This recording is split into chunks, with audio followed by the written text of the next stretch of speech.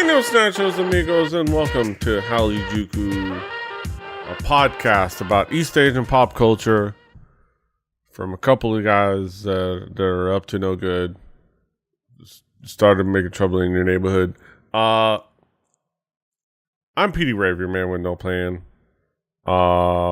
Here with me is my tag team partner, my partner in crime, my right-hand man to my left-hand side, Brandon Cooper, aka King Kaz. How you doing, Kaz? I'm doing. That's it. I'm doing. It's like fantasy football is happening. So it's like there's always the stress of that, which is understandable. I'm glad I'm not participating this year. We're here to talk about East Asian pop culture. Doing the dang thing once again. Of course, to start off every episode, talk about what's new, what's caught our attention since we last gathered. Kaz, what's going on? What's new? What's new with you? Catching my attention this week. Well, it's an older release a couple months ago. This is from the girls Red Velvet, called Power Up. This is the performance video, if you check out the video, but the song Power Up. I'm a mark for Red Velvet. I really like them. I like their sound. I love the girls from Red Velvet. They definitely catch my attention. It's a pop song, so as we always say here, not the greatest. But if you are into pop, which you most likely are because you're here, I definitely think it's one worth checking out. I don't think it's a summer banger of a lot of the songs that we've had. I don't think it's going to keep the summer going. I think we are full on headed into winter. But it's definitely interesting, and it's definitely fun. It has an energy to it. I think there are. I think it could be better. And I think even of the catalog of Red Velvet, of this half of the catalog that this would fall into, I think it's not one of their best. Especially, I think the hook is a little lacking. But it's weird because there are other things that I'm not as excited about, but the hook is kind of what kept me. So I find that funny that the hook didn't catch you, but it catches me. I think there are things about this that I can enjoy, especially as a source for other artists in K-pop to do. I'm gonna do a dance cover on this variety show dance. I think that's gonna do wonders, and I'm gonna enjoy that for sure. Especially the banana part. Which can be fun. I think overall it's not a bad song, but I think I've had better from Red Velvet, and I think it's on the whole in their catalog. It's not going to rank high, but it's there. It's not bad. Yeah, and it'll look great. All right. From there, we go to my boy Crush. It's all R&B from here on out. So Crush with his song None. This song didn't initially catch me. It takes a little while into the song where it gets to a part where I really, really feel it. The intro kind of got my attention, but it just didn't full out catch me.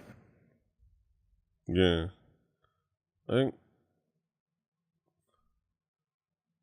I think it works well. I think it grows on you. Yeah, it does grow on you.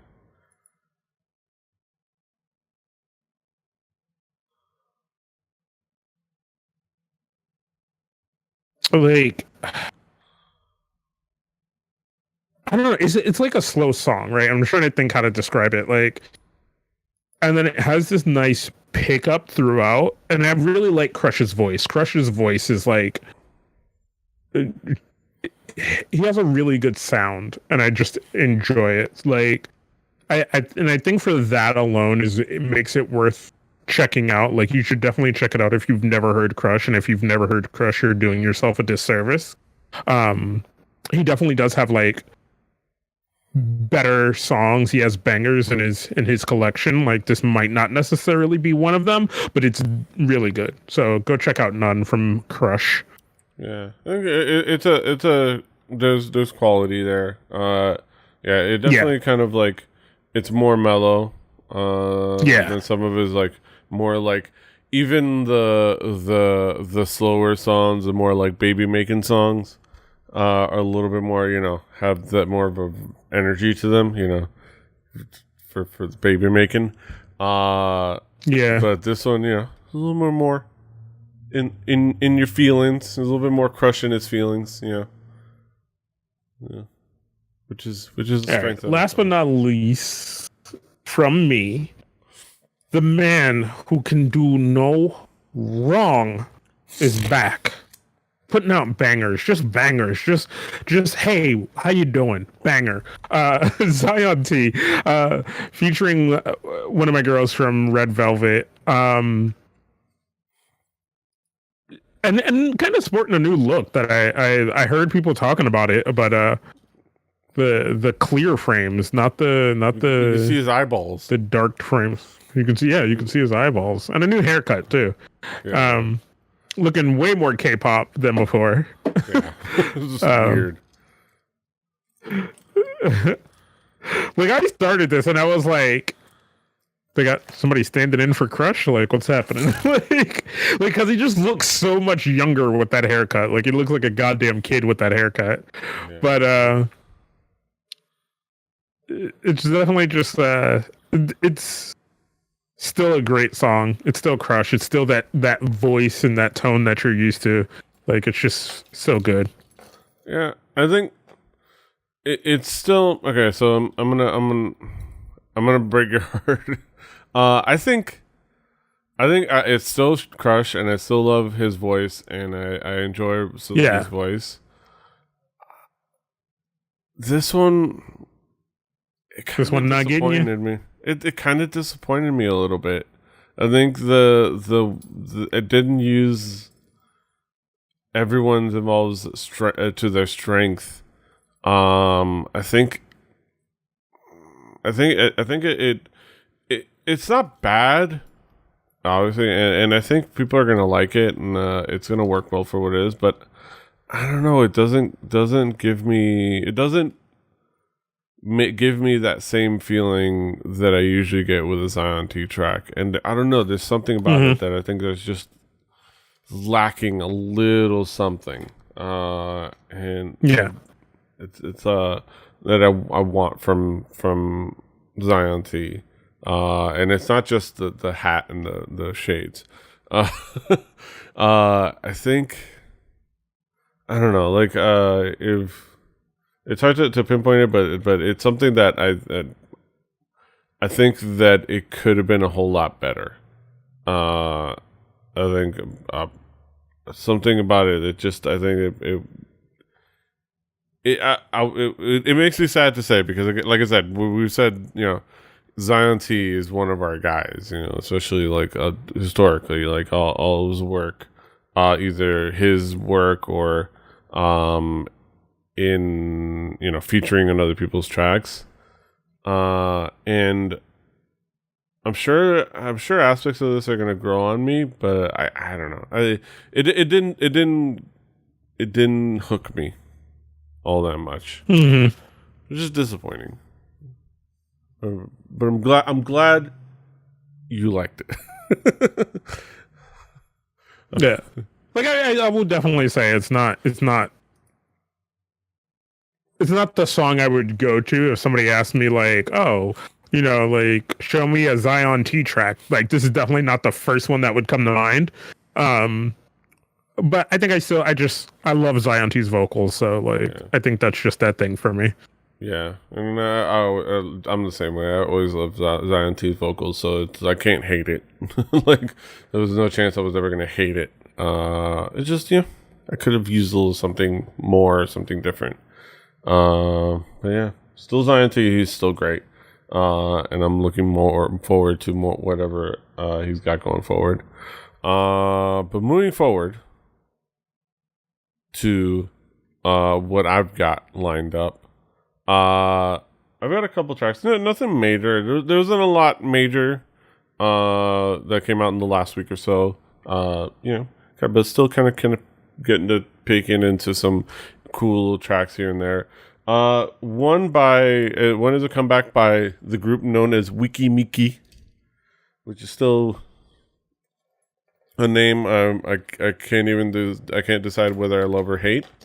Trying to bounce back and forth. Of course, this is the group with Yujung and Doyeon formerly of IOI, one of the several post IOI groups and post Produce 101 groups that are still out there trying to make a name for themselves. Because it's hard out there in the hustle. And this is, they've had a couple tracks that I don't think I've necessarily been enthused by this particular group, as much as I've been hopeful, because I think Doyoung and Yujung do bring a lot to the table. I think this song is a big improvement. I'm not gonna say it's like a world-stopping banger, but it's a fun song. It's done really well. It's a big improvement for them. It has a kind of like a weirdly, like a throwback to the mid to late 2000s K-pop girl group kind of vibe. Yes, very hard. It's like I feel like this is almost like a cutesy girl group covering a song by like Evil, or like one of the girl crush girl groups of like the yesteryear, in that vein. And I think it works well. I think it has a nice little fun vibe of being like a bunch of cute girls kind of trying to go for girl crush, which works well. I think it has that personality to it. But yeah, it's fun. They perform well. They look great.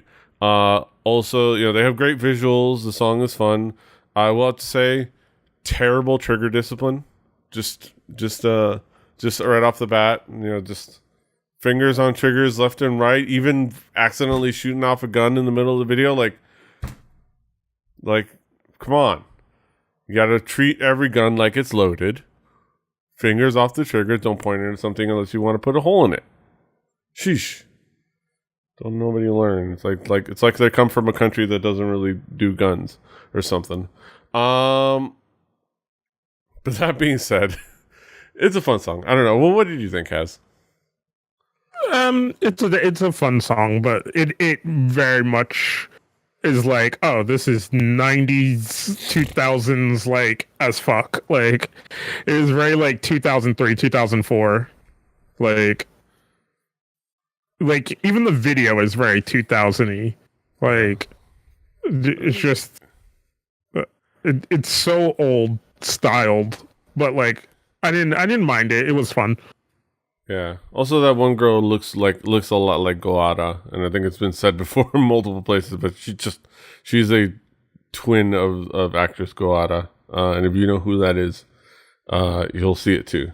But yeah, it's a fun song.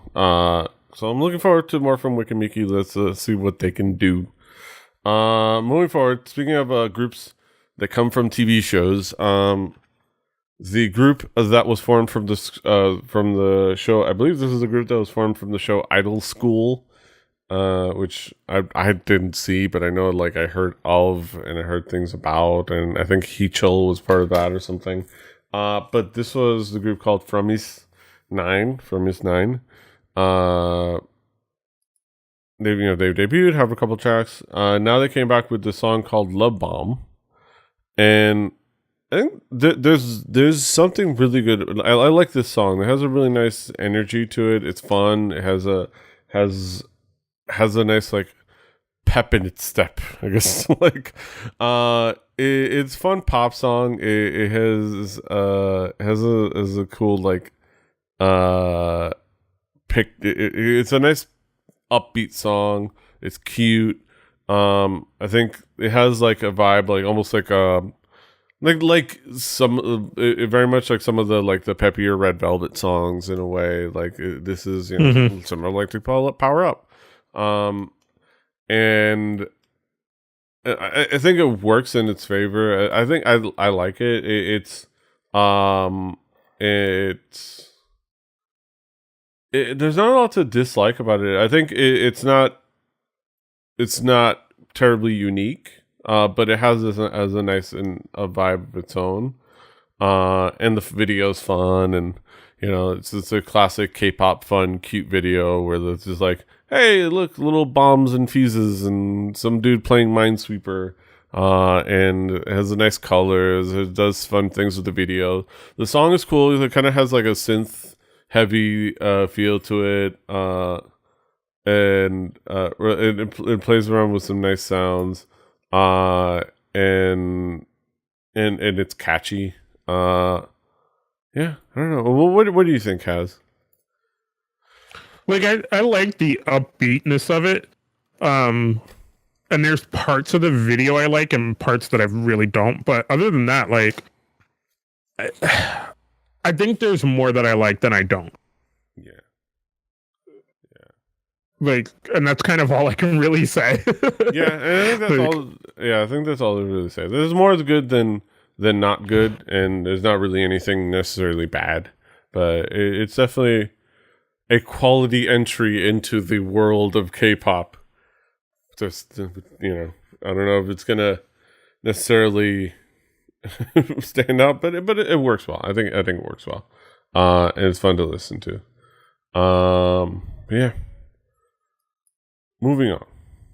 Now we get, I think, the bigger release from this past week. IU with her latest track, Beep Beep.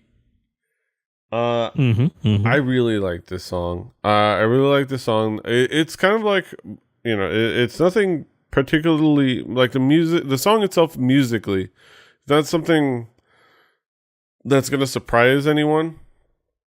It's not like, it's not going to be something that's going to like come out of nowhere.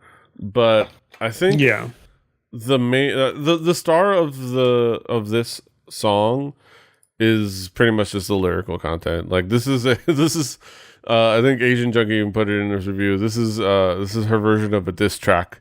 Like this is her just kind of like kind of swinging back at the haters, and people kind of like invading her life, and just saying like, you know what, back off. Like just, like this is my life. Like what you see is, what you see in the public space is one thing. What you see in my private life is another thing. And, you kind of need to respect the line. This is a warning. And this is a warning. This is, don't cross this line kind of thing. And I think it works well. I think it's clever. It's fun. I like the sassiness of it all. I like this. I like the IU, the new IU. I'm done with y'all. I know who I am. I know how successful I am, and I'm proud of that. And I don't have to deal with y'all anymore. Like I don't have to pay you no mind. Fuck y'all. Fuck the haters. Kind of the IU, which is great. But there are parts where she kind of like there's some sad parts where you can tell like she closed herself off, but I think it works well. I don't know. Well, I mean, I think you just do, right? Like for somebody like her who's been in the public eye forever, like you just start to have moments where there's things that in doing that you try to be as forthcoming as you can, but then there's just things you want to keep to yourself, so it forces you to do that. But yeah, no, I definitely like this track, and I love IU. She has some bangers, man, that I love. She has the bangers. She has the sass. Like she has like her personality is fantastic because she has the nice sass and sarcasm, in her personality that I think she's been allowing herself to show. Also, uh, she's been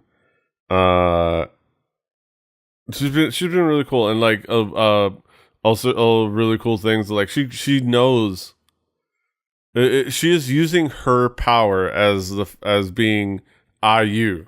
Like she's one of the top singers, and she kind of can command whatever like work she wants, and she kind of like whatever she does is successful. So she knows the power she has, and she uses it for good. Like for the fact that she recently, re-signed with her company with Kakao M, and one of the conditions was the fact that she as part of her renegotiations, she made sure that that she got her own staff again, that they were re-signed as well, and that they got raises. So like she's sharing that cheddar. She's passing around, like she's sharing the love, which is fantastic. So IU is a queen. Yas queen. Yeah. Yeah, really cool stuff. All right, so that is the end of our What's New segment. So we're going to transition over to the headlines and talk about the news. Yeah.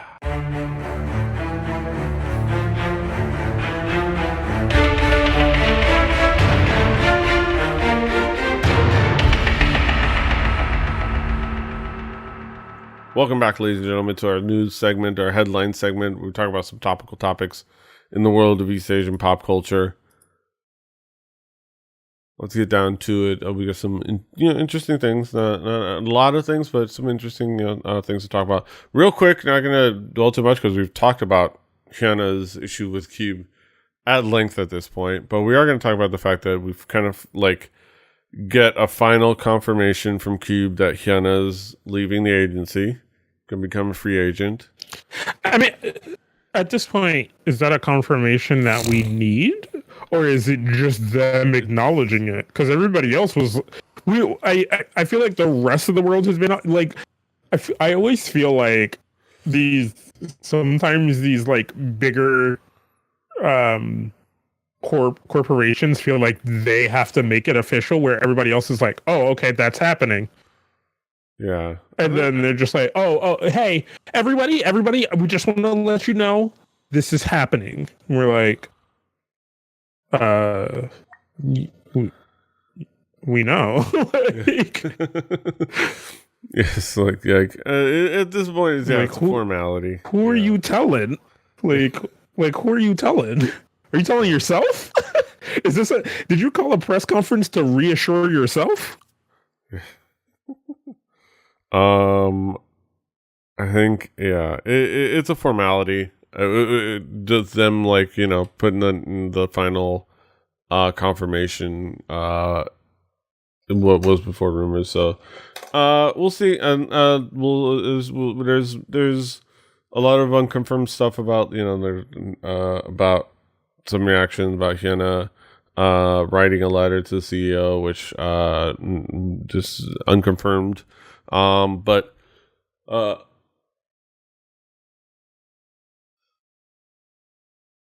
man, damn it! I hate when we feel like you're about to sneeze, but you don't sneeze. Fuck it. Damn it. And some things here and there. But we'll have to. All of this is wait and see.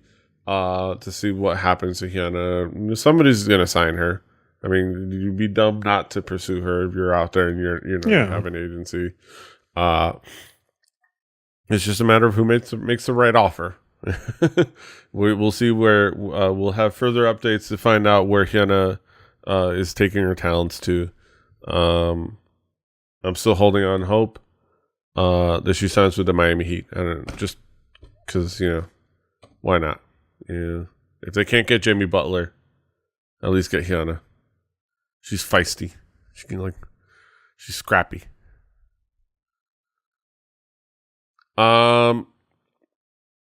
But moving on to other kind of like more, I guess, other news that are leading to discussion of what's going on with the group and their agency. Kyo-kyung gets role in drama, goes lead role in drama, and Kyla is seen working at a fair, which leaves Pristine somewhere. So this has kind of like been some updates and a couple things. So Kyo-kyung is a member of Pristine, and also Pristine V, and of course she's a former member of IOI. And it's been the up and down. It's been the back, with all the members of, IOI was a huge group and it was successful. And there's been success for the members post IOI, but primarily just the members of IOI. And even if they've been in groups, which has been leaving a lot of groups in kind of like a back and forth, kind of like a feeling like they're succeeding, but not feeling like they're succeeding kind of a thing. And of course, what exacerbates things for Pristine is that they're also in Pledis, aka the former home of Tiara, aka, a lot of things, aka the group that, not Tiara, After School. Sorry, After School. The current, quote unquote, current home of After School. Still hasn't announced any.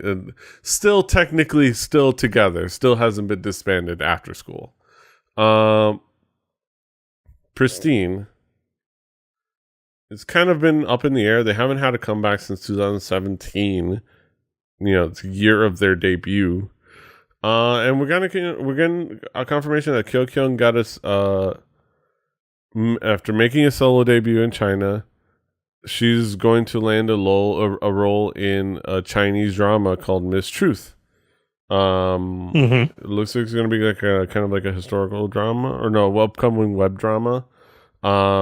It's based on a novel. She's going to play the main character. She plays a modern day forensic doctor who gets sent back in time to the Tang Dynasty. So it's going to be interesting to see. So it looks like it'll be fun, like some like a nice little show. That probably kind of like a cheesy show, but probably fun, probably comedy and whatnot. But it's definitely her. It's another step for another Chinese member of a K-pop group to end up locking down a career in China and possibly never coming back. A la Victoria. Yeah. As much as we want to hold on hope, y'all fans, we love FX. Victoria ain't coming back from China. It's just over. And then it looks like this is going to be another one of those cases. Also, a side note, I almost don't want to show the video, but it's because it's kind of creepy and it's kind of an invasion of privacy. But somebody did find, ostensibly, a member who is of Pristine that is on hiatus due to personal mental health, taking a mental health break. Someone who's kind of like had a lot of turmoil while in the group, kind of dealing with a lot of shaming for her body. She kind of dealt with a lot of shaming for her body type and her body, figure. Kyla, despite the fact that she's at this point she's 16, she debuted when she was in the group when she was 14, like having to deal with all that, and now she's kind of like taking a break. And then somebody took a video of her seemingly working at one of the carnivals in LA, just minding her business, trying to hold down a summer job, but she's getting stalked by Korean tourists, like they're the paparazzi or some shit, which cannot be fun. And almost kind of confirming that she's basically out, but obviously Pledis isn't going to say anything because, again, they still haven't announced that After School is disbanded. At least as far as they're officially concerned, After School is still an active group. Like, I mean, it's just one of those things. Like we've talked about the ins and outs and the ups and downs of going from zero to, like, you know, K-pop. Sometimes people go through these long tails of training before they debut, or some people kind of have these kind of just a couple of weeks of training, and then they're like, boom, here you go. So it's different for everybody, and it hits everybody differently. You know what I mean? So it's just one of those situations that you just gotta kind of let the person deal with it as they may. And most of these companies aren't built to help these people deal with this shit. yeah, I think these companies definitely are not built to help people deal with these things, especially like mental health issues, especially poorly run companies. I think, I don't know. It's they're definitely going to have to. Ideally, they're going to have to decide. Well, what are they going to do? Is this a group that they're going to actually, invest in?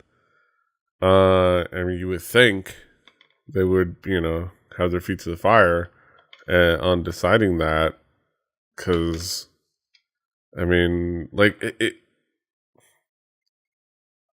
Kyokyung is basically the member of the group, well, one of my main members of the group that is the face of that group, other than Nayoung, like, and then it's her and Im Nayoung basically, and Nayoung is also kind of cementing herself in other spaces like varieties, and things like that. So, there is word of them possibly doing a new girl group with Gaon, formerly of After School, I guess, and I think another member that they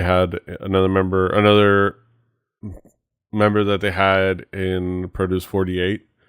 So if they're already debuting a new girl group, you have to wonder, with all this, where does this leave this girl group, and whether or not we'll ever get some closure, or if all of these girls are going to be stuck in limbo for the next 5 years, possibly, because that's how long their contracts are going to be. They debuted in 2017. It's K-pop. Contracts are 7 years. That's because that's the max allowable by law. So, are they going to be stuck? Are all these other members of this group going to be stuck doing nothing till 2024? Or what's going to go? I don't know. What do you think? Do you have any further thoughts? No. It's like I said, it's one of those things some of these companies, you just never know what their actual intent is. You know what I mean? You don't know if it's a quick flip. You don't know if it's you never know. Yeah. I don't know. We'll have to see. Hopefully all the best to all the members of Pristine. They've had a couple of cool songs like that. The Pristine V song was really solid. And I think, and they've had some good songs. It's just let's see what it means for all these it's the hustle is hard, man. It's hard. It's a hustle out there, man. It's hard out there for Pimp. By Pimp, I mean girl group idol, or idol in general. Good luck to everyone involved. All right.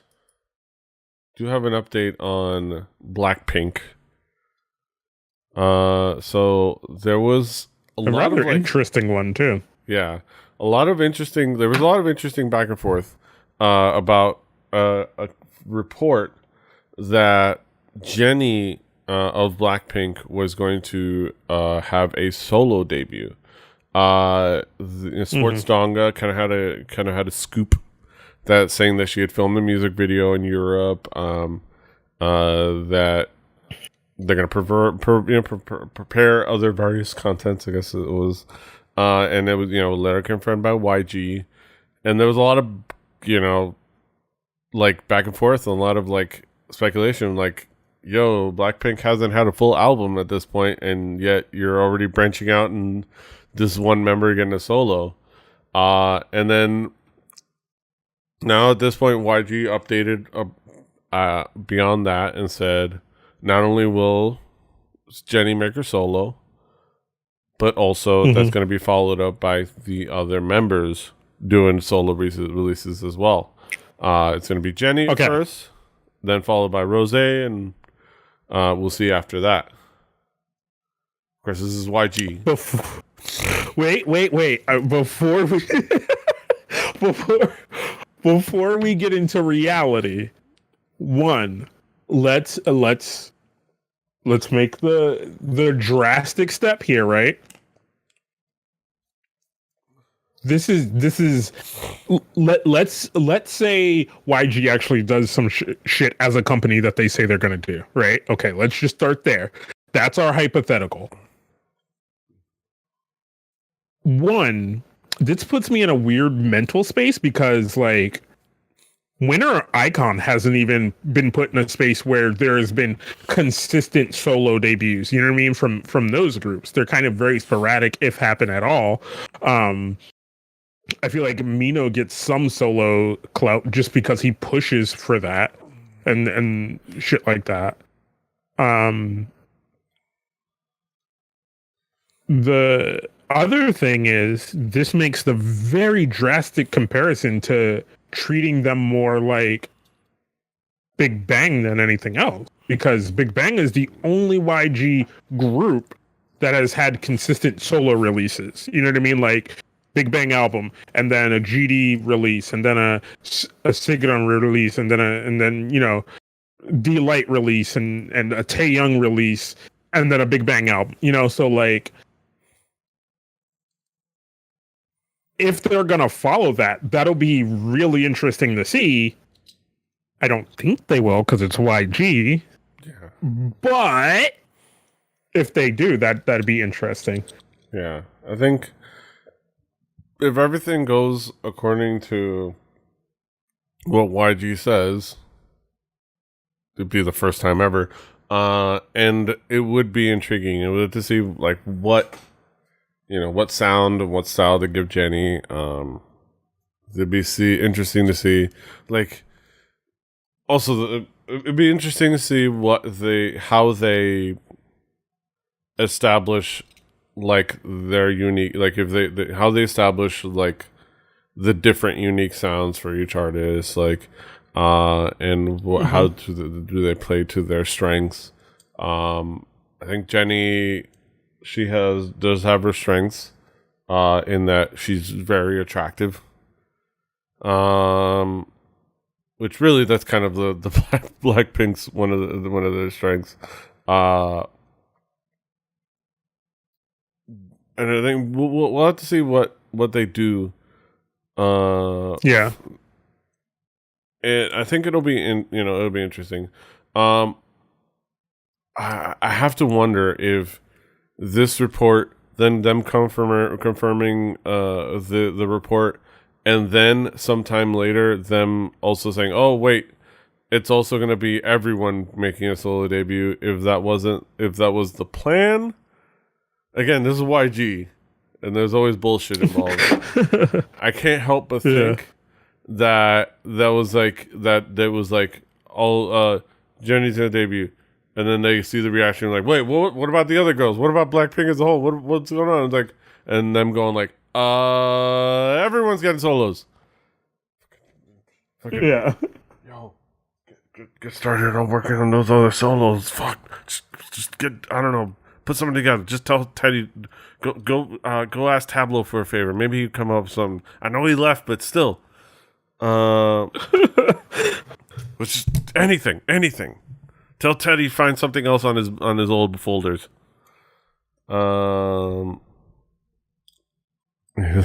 like I can't help but think like Lisa's gonna get one of Teddy's old tracks for CL, like for CL solo. I mean, hey, never happened.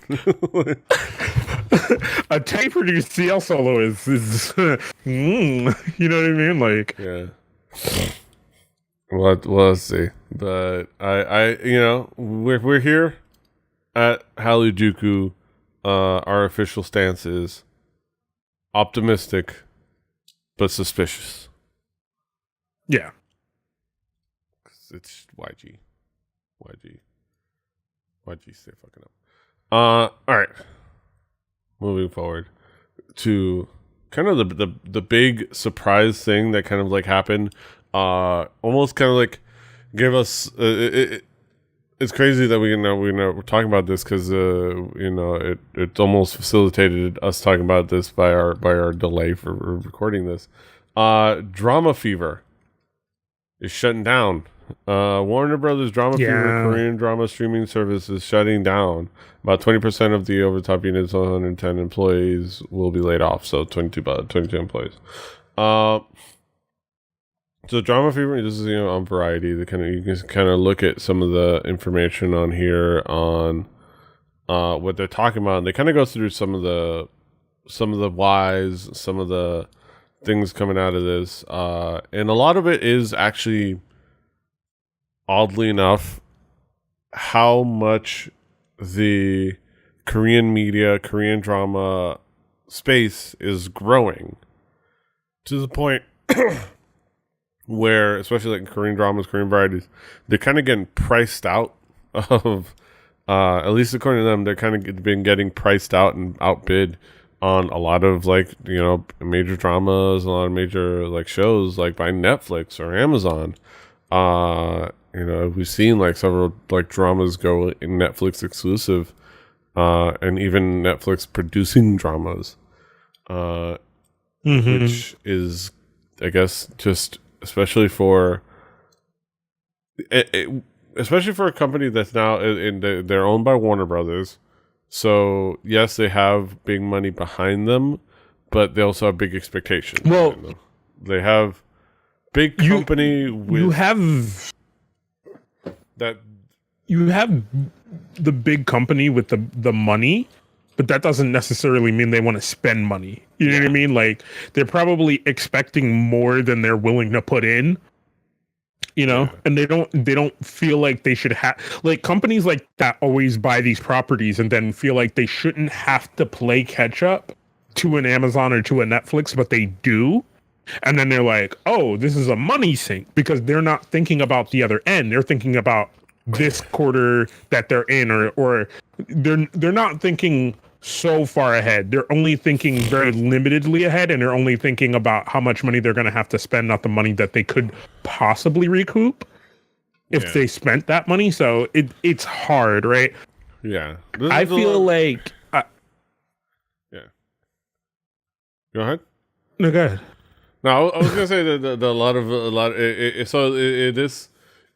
they're talking about like how this kind of comes off of the fact that AT&T acquired Time Warner, and they formed Warner Media, and there's a lot of consolidating happening within like Warner Brothers and within Warner Media of their services.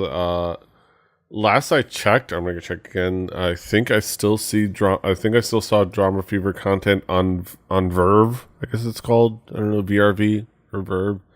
Yeah. Which that was part of that. So, there was talk elsewhere about a new kind of like Warner Brothers catch-all streaming service, which would, might scoop up things like Crunchyroll, which they own. DC Universe, but see, then here's the thing: Dramafever into like one package, but that's a lot of speculation. You now put me in a position where you make a catch-all service for a singular service that I want. You know what I mean? Like if you take away my Crunchyroll account and you're like, well, no, now you can get it here with all these other things. And I'm like, yeah, but I don't want that other shit. I want just Crunchyroll. You know what I mean? Like right now I pay for just Crunchyroll, and I never paid for Dramafever because I never used it enough to have a necessity of paying for it. But maybe if you did a thing where you're like, hey, pay 20 bucks a month, pay 20 bucks a month, you can get Crunchyroll. I feel like these companies in this weird way are trying to take us back to a cable subscription where they're like, oh, you know, pay $18 to Time Warner and you can have these services. Pay $19 to fucking HBO and you get these 8 shows. You know what I mean? And like at the same time, we end up back where we were with cable, where people who are cord cutters are like, no, I like a la carte. I like being able to pick and choose based on content what I want. And when you start to try to lump things in so that I'll watch other shit, it just doesn't work, and it makes me not want to pay for it in the first place. Yeah. So if it comes down to a thing where it's like, oh, Warner Brothers new service where you can have shows from Crunchyroll and shows that were on Dramafever in this, along with 90 other things that I don't give a fuck about, and now it costs me more weirdly than paying for the two separately. It makes me go, well, I guess it's not worth. I guess I go back to pirating anime. I guess I go back to pirating K-dramas. You know what I mean? Like when I do want to watch them. So in doing these things that they think are going to make them more money, they make me as a potential customer not want to give them that money. Hoy. Oh, sorry. I was just sneezing there. Yeah, and it's kind of like what we're already doing with Verve, which, as it stands, is a service that gives you that wraps up, in one streaming service, Crunchyroll, Dramafever, things like Shudder, which is like horror movies. It's also like it tries to like include Geek and Sundry and Nerdist and Rooster Teeth content in the service as like, okay, but this is all free content I can get anyways. I don't know. I don't need you to be a place to watch Critical Role. I can always just go to where I always watch Critical Role. But that's like the other day. Me and some friends were watching anime, and they pulled it up on VVR, and I'm like, and I've never used a VVR, and I don't ever really plan on using VVR, but I was just like, yo, this is a shit interface compared to just going to the website that is coming from. Like, I was like, the interface on Crunchyroll is so much better and so much more user friendly than the interface on VVR. Like, that alone just made me go, I don't care about VVR. Like, yeah. Or VRV. Yeah. Or VRV. I think I heard somebody call it Verve. I don't know. I will give it this. It's not that much more expensive. It's only $9.99 a month for the premium membership. But like, and it doesn't work too bad. But yeah, I don't know. It's kind of a disappointment. They did have on their website a nice little like goodbye letter from all the people at the Dramafever team. For all the back and forth I had with Dramafever, like I said, they were great curators. They were a great source for lots of dramas. Not the best streaming service. But one of the things I will give them, their translations were definitely pretty good compared to most that we've seen in our back and forths of trying to watch things. Sometimes even for this show, like when we've used other services, we've found some like shitty translations of things in our times. Like, yeah. I will say the translations on Dramafever were never terrible. Trying to get good like font on some of them was terrible, but the translations themselves weren't. Trying to cast them to my Chromecast or my smart TV, not great. uh, they were a fantastic subbing group. They were fantastic curators. The streaming service wasn't the best, but they tried. Yeah. And that's probably another pitfall is like we said, you have these companies who have the money, but they're not willing to give it to you because they want to see such a return so fast, right? And that's the problem with doing that sometimes in doing these dealings with these larger companies is they expect such a return that they're not willing. You look at it like, oh man, great, like now we're going to get all this stuff because this company has all this money, but they're like, cool, great. We bought this thing that's making money. Now that we bought it, hopefully it'll start making more money for us. And then it's like, well, we need money to make more money. Yeah, no, we don't want to give you money. We just want you to start making more money. Right? Figure that out. Like, yeah. Also, they install their own people and they start running the company for you. Like... which is why a bunch of people are staying on in Warner Media. I would say it leaves behind the fact that like you got the big heavy hitters like Netflix and Amazon. You still have people like Viki out there, which is great. I mean, now they have Viki is really good because now they also have that working deal with Cocoa, which is nice. But that they don't have everything necessarily. They have a lot of things, but they don't have everything.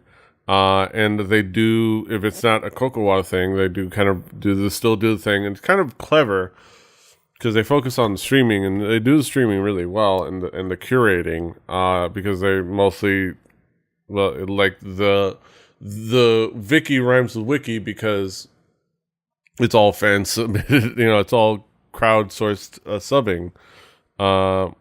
Which for the major stuff can be great, but for like maybe smaller stuff that they just managed to get the license for, but you have to wait around for enough dedicated people to get to subbing something that isn't major, and then you just don't. Except for with unlike Dramafever, which everything that they got a license for, it had subs. Like. Even if it wasn't a major stuff, like, so I don't know. It's a bummer. You hate to see it go. We'll have to see what the future holds for that stuff. You kind of can see the things coming because a lot of those shows were kind of either getting bought out by like Netflix or Amazon, or a lot of those things were going to. With Cocoa, which is the big company, which is run by the KBS, NBC, SBS, kind of like consortium there, and that covered a lot of the shows. Really, when it come down to it, once they lost Running Man, their days were numbered. Power of Running Man. I'm sure Netflix or one of them will pick it up. The streaming rights for that pretty quickly. I'm sure it won't sit there. Oh no, it's there with Cocoa. It's on Viki. Viki has Running Man. Like I said, it's that whole consortium of the big networks. They have Running Man. They also have 2 Days One Night. That's why you can't watch 2 Days One Night on Netflix on YouTube anymore. Yeah, they have the big variety shows now, and a lot of the big dramas too. So. I keep saying I'm going to try to start watching 2 Days One Night again, but like I feel like it's so far past me at this point. Yeah. It's also it's a tough. It's a tough undertaking. It's an endeavor. It's a mission. To say the least. God, at this point, how far behind we have to be. I don't even know where I left off. Like I'd have to figure out first. I have to figure out where I left off. Like what was the last episode I listened to, and then I can start going from there. And I think there may be 2 different places where I left off from my last time trying to like watch in real time / catch up. So it's like there may be like 2 chunks of like I'm gonna have to go. I'm pretty sure there's years worth of 2 days, 1 night that I'm like, because I caught up. I think I almost caught up, and then like, and I gotta try to see what I remember. So yeah, I'm gonna be doing the same thing. Yeah, well, we'll see. We'll see. Was it? Did I see this? No, I didn't see this. 20 minutes later, I seen this. Fuck. It's like, it ends up being the 4th. 20 minutes gone.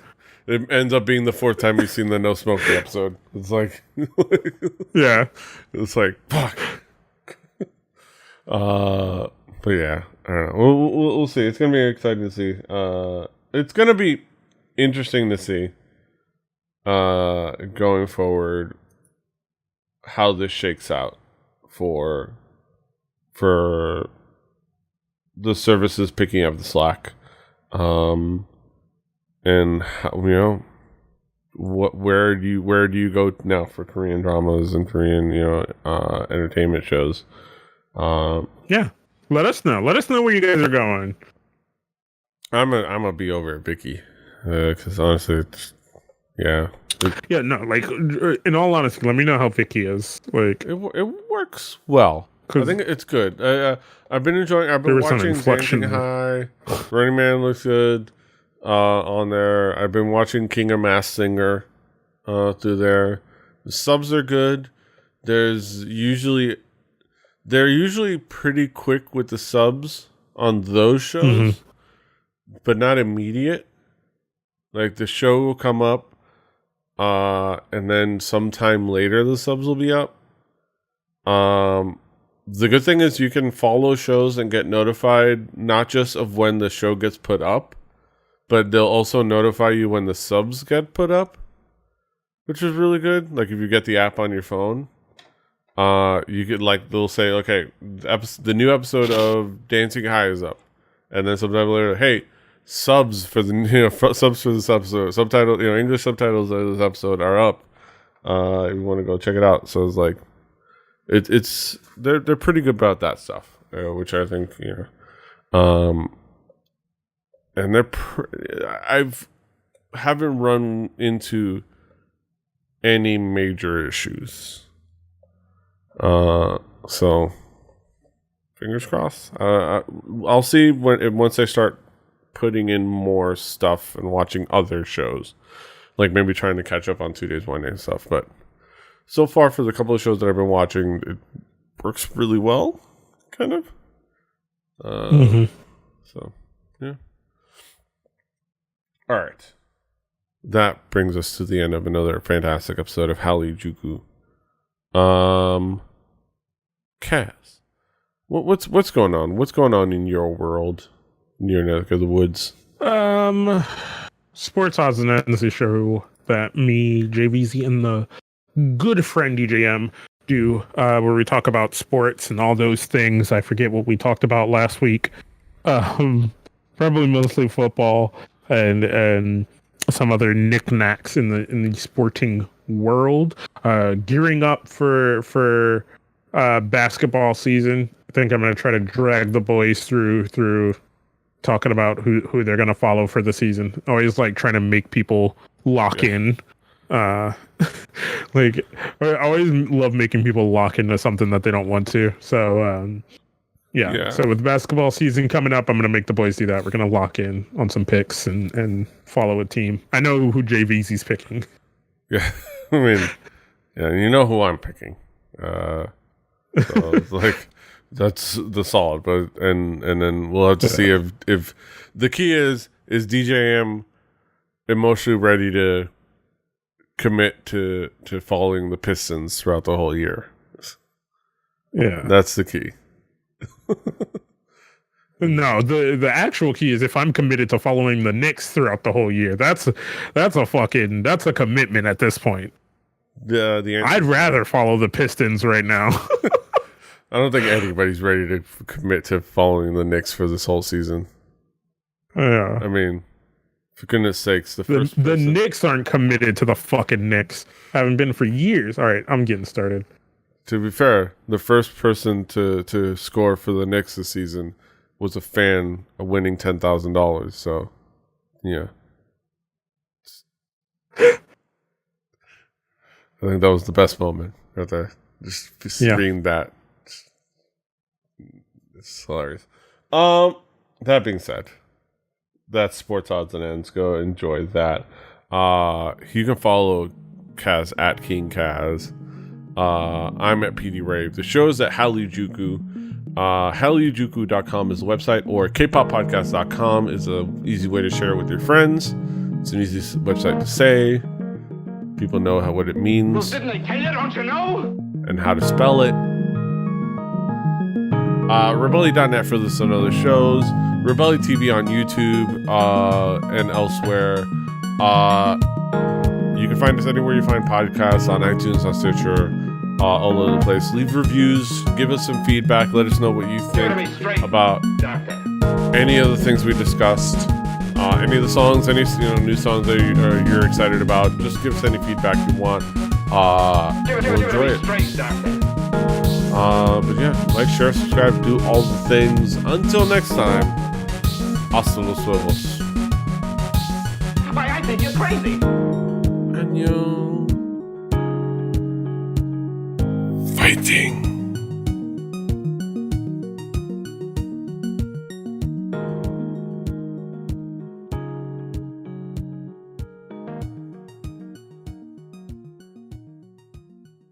Diamond Club hopes you have enjoyed this program.